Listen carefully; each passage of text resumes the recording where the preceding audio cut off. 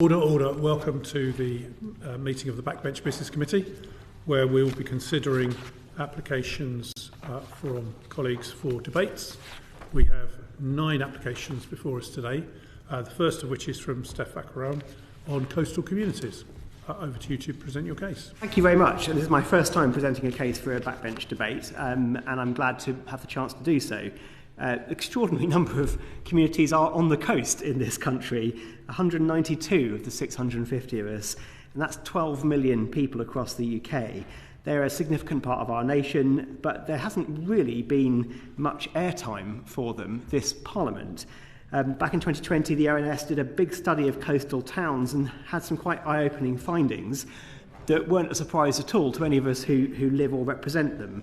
Slower employment growth, fewer qualifications, higher levels of deprivation, but also other indices such as the higher than national likelihood that coastal community residents will take on unpaid care roles.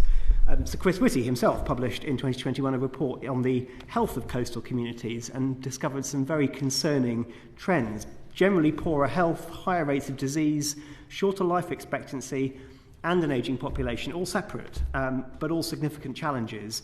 And what stood out was that coastal towns have got more in common with each other than they have their inland neighbours. And there are issues like substandard housing, low education, higher obesity rates, alcohol dependency that are really very clear and stark in these coastal areas. And he called for urgent action. But coastal communities aren't just about the challenges, they're also huge economic contributors, centrally leisure and tourism. 1 in 10 international visitors comes to this country for the coast, and nearly 1 in 5 domestic tourists does the same. But before the pandemic, coastal tourism contributed £17 billion a year to the economy and supported hundreds of thousands of jobs from first-time roles through to highly skilled business management or chef positions. And many of the communities, I'm sure you will appreciate, are still recovering from that.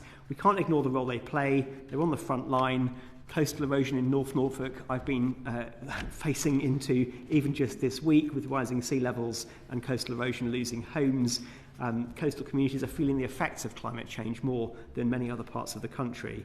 Given their challenges, but also the way that they enrich our country, I feel it's only right that they should get the parliamentary time they deserve. And a general debate would allow MPs to champion these areas, celebrate them, but also push the government for honest answers and a real plan to tackle the issues that they face.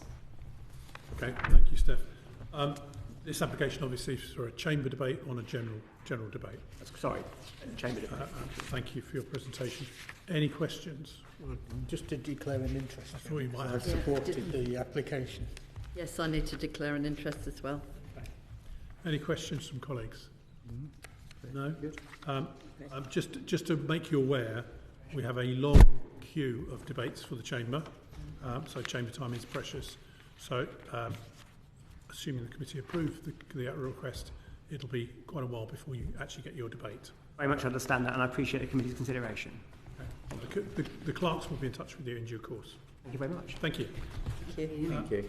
Next application is from Caroline Bowden on dementia care. And this is a request for a general debate, either in the chamber or Westminster Hall on a Tuesday or a Thursday. Yes. Over to you. Thank you, Chair. So I'm coming to submit an application for a general debate on dementia, which is the leading cause of death in England and Wales, has been for the last 2 years. 12% of all deaths are accountable to dementia or Alzheimer's. And it's expected to affect 1 in 2 of us in our lifetime, either caring for somebody who has a diagnosis of dementia or developing it ourselves, or both. Dementia is on the rise. The prevalence is expected to increase by 40% by 2040, and there are currently 1 million people living with it in the UK. 1 in 6 people over 80 have a diagnosis of dementia. And we know that for any family that gets this diagnosis, it is absolutely harrowing. I'm sure I'm not the only one whose inbox is full of stories from families who cannot get the care, the support and the advice that they need following a diagnosis.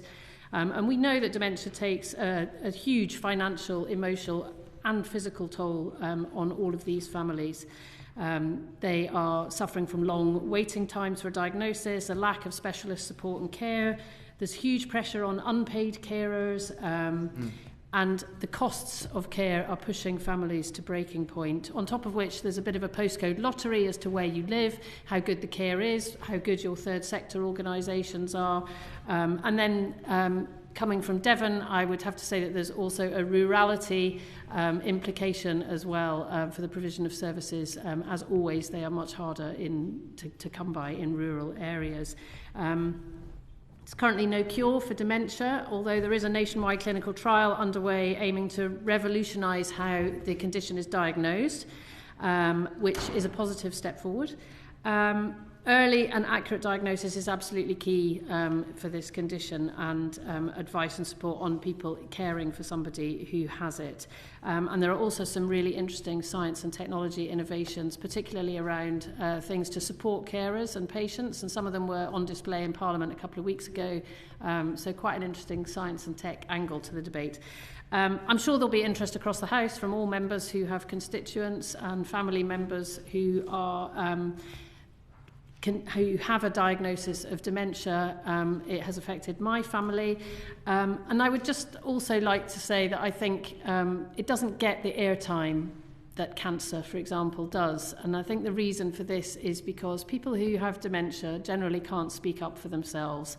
By the very nature of the disease, it's very difficult for them to advocate for themselves. And they are older, and we know that older people generally don't have the voice that, for example, people who get cancer at a young age and might be great campaigners can really raise the profile of the disease. So I believe it's up to us to speak for them and to try and address some of these problems which are nationwide and see what we can do to support patients and families with dementia. Okay, thank you for your presentation. Can I just ask, obviously your preference is for a chamber debate. As you may have heard, there's a long queue for the chamber. It's more likely we can get your Westminster Hall debate earlier. Would you rather hang out for the chamber or accept a Westminster Hall debate when we can offer it? I'm happy to accept a Westminster Hall debate if that comes up first. Okay, lovely. As long as it's, you know, I think probably for this topic a 3-hour one would be good so that lots of members would be able to speak. Well, the slots in Westminster Hall are for 90 minutes. Given the range of speakers you've got, then clearly you would be able to, I think, fulfil a full 3-hour slot. So we will obviously, as a committee, bear that in mind when it comes to decision making. Thank you very much. Any questions from colleagues? No? Happy? Fine, thank you. Thank you. The clerks will be in touch. Thank you. The next application is from Kate Osborne, a former member of the committee, on Lesbian Visibility Week, celebrating the power of sisterhood. And this is for either a Tuesday Westminster Hall slot or a chamber slot. Thank you, Chair, and it's great to be back in front of the committee again for the first time in this Parliament. So, as my application sets out, it is for a debate for Lesbian Visibility Week. Last year was the first year that a debate was had to celebrate Lesbian Visibility Week, and I was able last year to secure it in the chamber. But I do appreciate the pressures that we have on time. So it is a landmark year. It's the 35th year that it has been celebrated, if that's the right word. But it comes at a time when we see LGBT people and LGBT rights being under attack and being pushed back. I've witnessed this within our own country. I'm sure we've all seen it to some degree, and it certainly is the case across Europe and further afield, not just around lesbians, but all of the LGBT community. The debate last year was quite well attended. It was a bit of a celebration, but a bit like Pride, it's also a bit of a protest to say that there is still a lot to be done in terms of equality and pushing back on some of the negative narrative that we hear. So I'll leave it there, Chair. What I would say is that if I can't secure the debate within the chamber, I'd be very happy to have the debate in Westminster Hall. The Tuesday that we come back from recess would be fantastic because I happen to have a reception that day, so it would fall in nicely. Maybe sometime in the afternoon. But I'm getting in early because I know that is very helpful to everybody. It isn't till April. Okay, well, yeah, thank you for submitting early. Obviously, the one thing I would just say about Tuesday debates after a recess, Yeah. the first day back, is the We'd be on Westminster a Hall half- debates Yeah, we slip could back be. from 9:30 till 11, is it? I can't, because we're on Monday hours, aren't we? Yeah, okay, so it depends on the time your reception would be. Yeah. Anyway. I'm in your hands, and any time that you would offer, I'm sure, would be very welcomed. Okay. Any questions, colleagues? Yes. Just a comment quickly. So I think it's a really important debate. If you are looking for the chamber, you're going to need a couple more opposition MPs just to secure that. Like 2 more should do. There's some Lib Dems in there. You might be able to catch them on the way out, but that's just something to think about. Yeah, thank you. I have got a few more names. I didn't submit them at this point, but I'm sure I could, if that would make the committee feel happier about the possible attendance. I didn't email it out to everybody. I was kind of just had a few people in mind that I thought would and indeed did support the application. So if you're requesting, or if you are or you do request more names, I'm sure I can deliver that. Thank you. The other consideration is, if it's the Tuesday, what would be the answering department? Presumably Women and Equalities, but Yes, I think so. That was the department last year, so I'm guessing that would still be the case. okay, right, thank you. Any other questions? No? Thank you. The clerks will be in touch with you shortly. Thank you very much. Thank you. Thank you. Next application is from Vera Hobhouse on Eating Disorder Awareness Week 2025.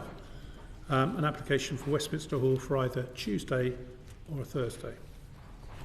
Vera. Thank you, Chair, and thank you for having me again. I'm not going to make it a habit to come here almost every week, but we have the Eating Disorder Awareness Week. It's from the 24th of February to the 2nd of March. And it's been a tradition, at least since I've been a Member of Parliament, that we have Eating Disorder Awareness Week, and during that week there was a debate as a sort of piece in the middle of that to enforce Eating Disorder Awareness Week, and all previous Backbench Business committees have granted that debate. So there is already a tradition established, and as the chair of the Eating Disorder APPG, I thought I'd ask again for whether we could have such a debate. You have seen the application, so I will not repeat everything that I have said in the application. I would say in this Parliament, particularly from colleagues and parliamentarians, the issue of eating disorders is being picked up increasingly. And therefore, I do believe there's quite a lot of interest to debate it. If you want to ask Perrin, who is here also to support the application, please by all means do so. Otherwise, I'm available for any questions. Thank you. Do you want to I just wanted to reinforce my support for this application, if possible. I'm a member of the Eating Disorder APPG as well, and as a parent of somebody that suffers with an eating disorder, I'm very keen to see if we can get this debate. Okay.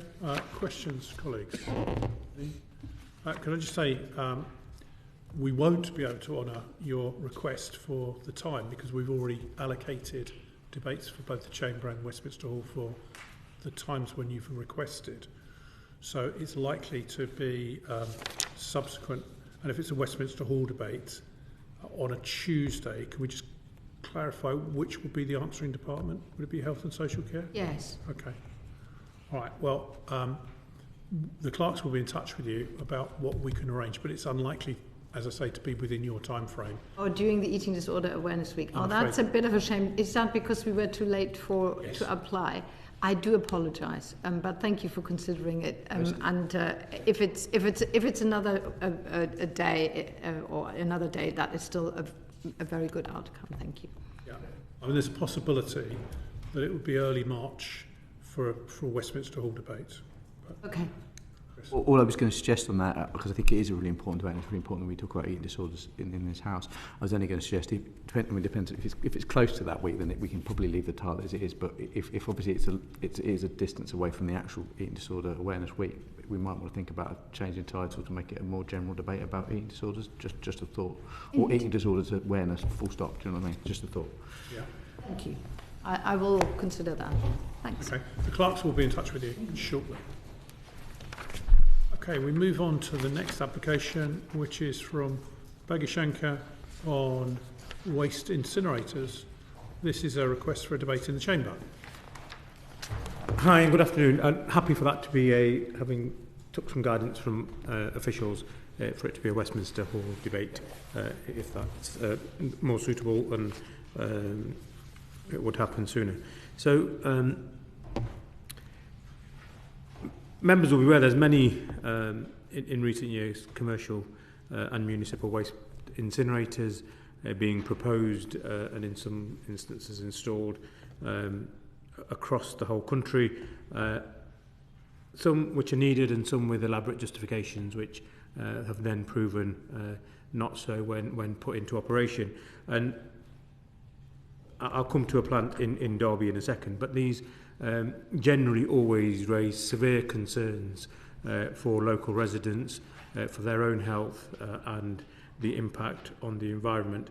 And unfortunately, the justification for these plants in a number of cases has been misguided and unfortunately misleading, and we've proven that in Derby on a number of occasions. And if I may just go into a little bit more detail now about the Derby plant. This was a private venture by a construction company and an operating company, and there was promises made that this wouldn't cost the taxpayers 1 penny until the plant was operational and passed commissioning tests. Almost 25 years now in planning, 15 years or so out in the public domain, 10 years more since the plant's been built. It's not processed, commissioned, one piece of rubbish. It's cost taxpayers £93 million in settling a commercial arrangement with ultimately a US-owned capital venture company, another 55 million or so in preservation works and defending the claim which was ultimately paid. And now there's pressure and a decision made to start a procurement exercise to invest another circa £70 million to rectify and repair this plant with a reduction by a third in its capacity and no guarantees that it will be able to operate.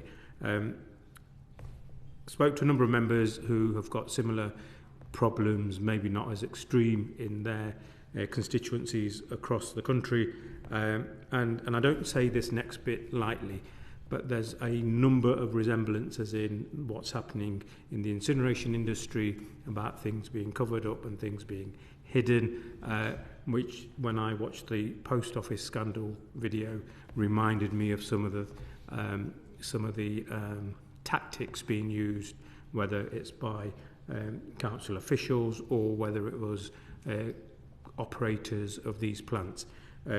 I think we would benefit from a debate, allow other members to share similar stories that I've experienced over the last 15 years, because I think it's really, really important that the scandal that's been happening in this industry is exposed, people can talk about it, and where we need plants and they work and they're operated well, that's absolutely fine.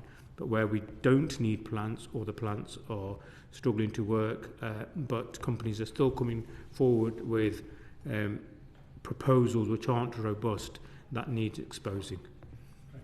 Well, thank you for the presentation. You may want to consider a slight change in the title, because if I was reading this as a member of the public outside, I'd think about the operation of waste incinerators. You seem to be presenting a case where a waste incinerator was proposed but never actually brought into operation, and that's a matter of maybe public concern and also money. But it's just a case of, I think, getting the title right, but I'll leave that for you to consider. You also said, I think, that you'd accept a Westminster Hall debate, which amends your That's right, application instead. Okay. At the moment, there's a queue for the chamber, and we might be able to accommodate it earlier at Westminster Hall. I think one colleague or other will no doubt want to raise a question about the balance of speakers. I'll do it this time if you want. Go on, Chris. So take it in turn. So, yeah, the issue is you've got 6 government and only 2 opposition. So if it's at Westminster Hall, I would suggest you need at least 2 more opposition speakers, and that can be from any party. Sorry, I should have covered that in my opening remarks. I've got 5 more members from the Conservative Parliamentary Party who have agreed. You could kindly supply those names to the clerks. Brilliant. Then they'll add that to the application, then it helps us in the queue of debates. Any other questions? Just to clarify, the various disputes that have been going on that have cost the council, there are no current legal proceedings, are there, in progress at the moment? No, they were settled, and that's where that settlement came out of. Okay. Right, thank you. Well, the clerks will be in touch, and if you could kindly supply those names, that would be very helpful to us. Okay. Okay, thank you. The next application is from Lee Ingham on access to sport and PE in schools. This, once again, is an application for the chamber debate. Yes, Lee. thank you very much. Thank you, Chair, and thank you, Committee. It's my first appearance here, and I realise going for the chamber straight away might be a big ask, but let me explain to you the reasons why I'm keen to do that. And just if it helps my application as well, I've got further support from other members who would like to speak in the debate, particularly from Labour and Lib Dem MPs.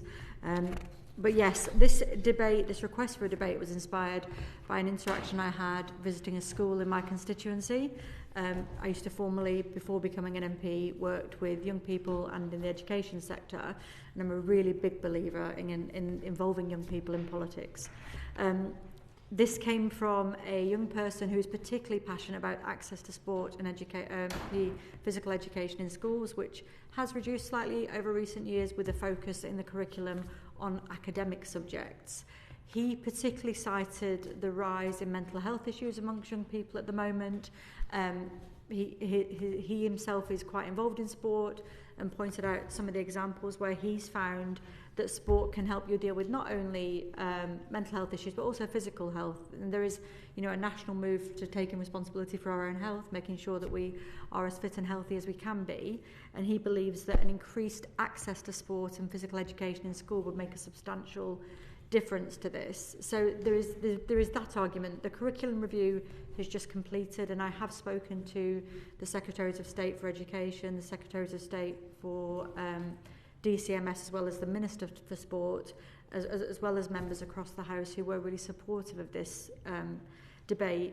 I think there's a wider piece here, though, that allows young people to hear their voices and their concerns heard in the highest chamber in the land. So I think for me, that is also a really strong merit for this piece of work as well. So I've got the other names to submit to the clerk, but if there's any other questions. I think the names you've got and the numbers you've got will be fine for the debate, and the balance is fine, so don't worry about that too much. Once again, the challenge is the weight for the chamber.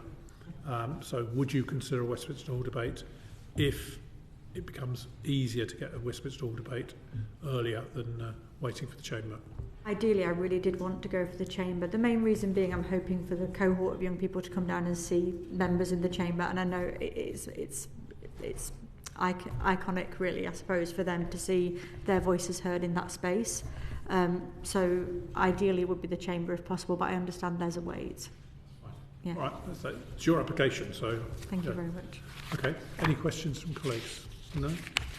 Good, we move, thank you. The clerks will be in touch. Thank you. We move then to our 7th application, Perrin Moon, on the governance of the English Rugby Union. And this is an application for a Tuesday Westminster Hall slot.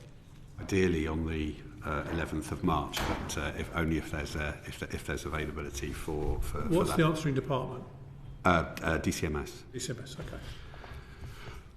So this is a proposal for a debate about the governance, funding and structure of English Rugby Union. The situation that we have at the moment, I've coached and refereed a community rugby club for many years, alas not so much recently. But in terms of the state of community grassroots rugby clubs, I've spoken to many rugby clubs, although my application focuses on Cornwall quite a lot because that's where I'm from. I've spoken to clubs all over the country. I've spoken to members of Parliament that represent people all over the country. This is an apolitical debate. There's a crisis, in my view, with the governance, funding and structure of English Rugby Union at grassroots level, appreciating that... It's all right, that's the German. Okay, great. Appreciating that England did win with a last-minute try against France on Saturday. Notwithstanding that, this is very much about grassroots community rugby clubs, and we all want to see those community rugby clubs that are at the heart of many of our communities thriving and rather than just surviving at the moment, and there is, in my view, some structural changes that need to be addressed to make sure that long-term health of those rugby clubs is secured. Okay, fine. Any questions? The number of speakers you've got, fine. We don't know yet which the answering departments will be on the 11th or 18th of March, which are the two Tuesday slots that potentially might be available to the committee to allocate. Any questions, colleagues? No? Can I just ask you one issue? That is, what role do you feel that DCMS, or the government department effectively, would play in rearranging the governance of the English Rugby Union? I would hope. I mean, obviously, the English Rugby Football Union is the governing body, but I would hope that a debate with DCMS responding would raise awareness with the current governance models for them to be accepting and willing to consider some of the recommendations that may come out of that debate. Thank you very much. The clerks will be in touch. Thank you. The next application is from Saoirse Eastwood on the impact of digital platforms on UK democracy, and this is a request for a chamber debate. Saoirse, over to you.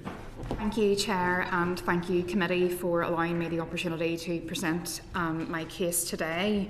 I'm coming to submit an application for a general debate on the impact of digital platforms on UK democracy. We have been living for a long time with social media platforms, and I'm not sure that we've ever fully stopped to consider how that has actually changed how we as individuals interact not only with the world, with our communities, but indeed within this mother of parliaments.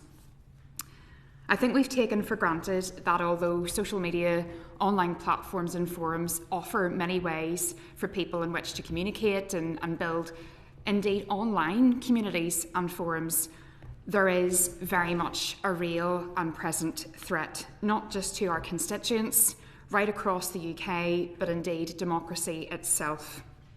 Just last year, we witnessed in real time the impact of the actions of individuals on social media platforms and how that directly correlated to how we actually do our jobs as parliamentarians, but also the threat that posed to not only democracy, decision making and even conduct in the House in some regards, but to our constituents' lives.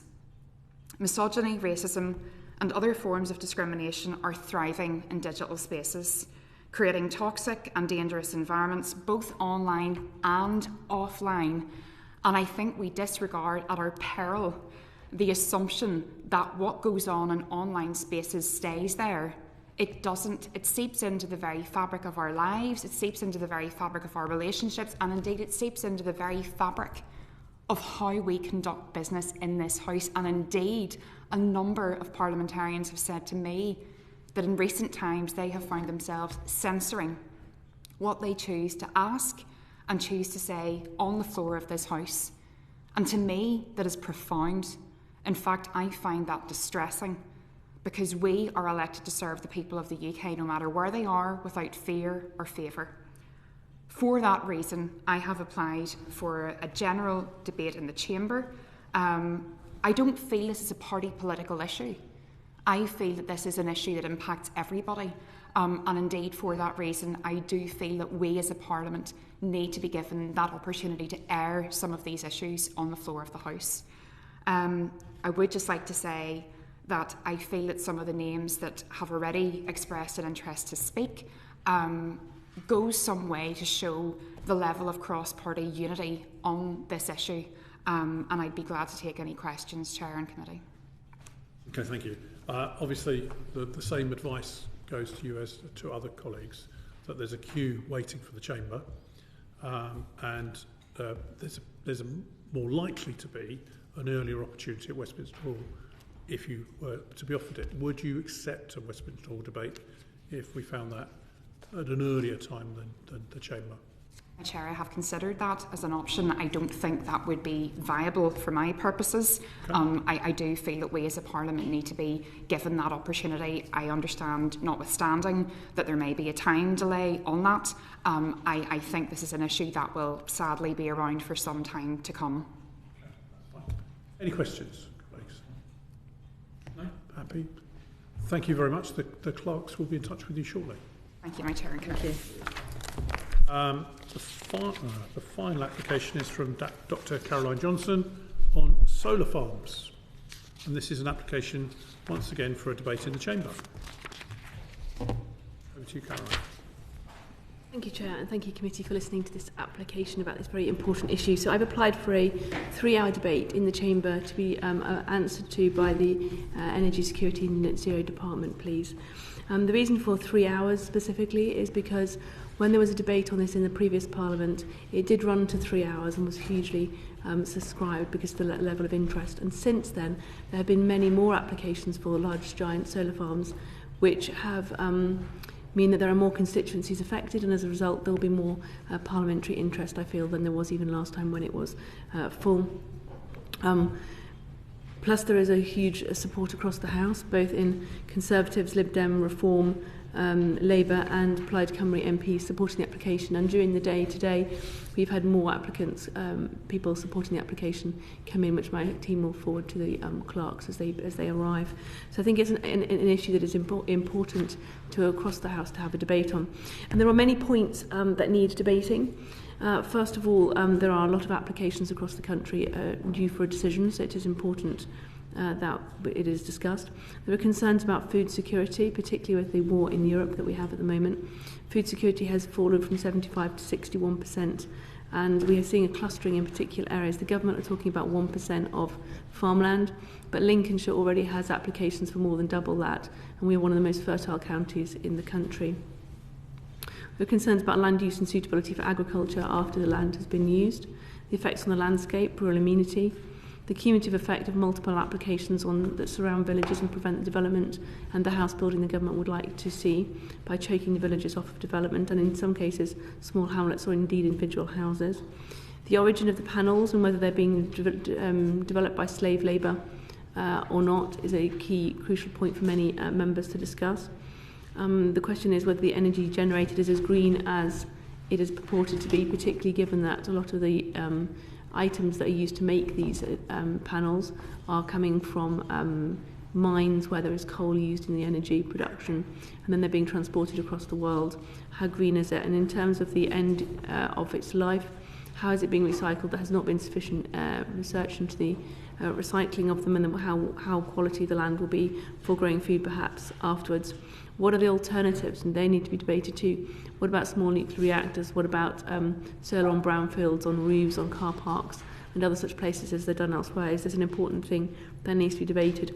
The way the consultation process does or does not engage our local residents is also important. There is an effect on aviation. That's particularly acute in my constituency, where we have the Red Arrows, who will be doing leaps and twirls and could be dazzled by the effect of a whole row of glass in the same line.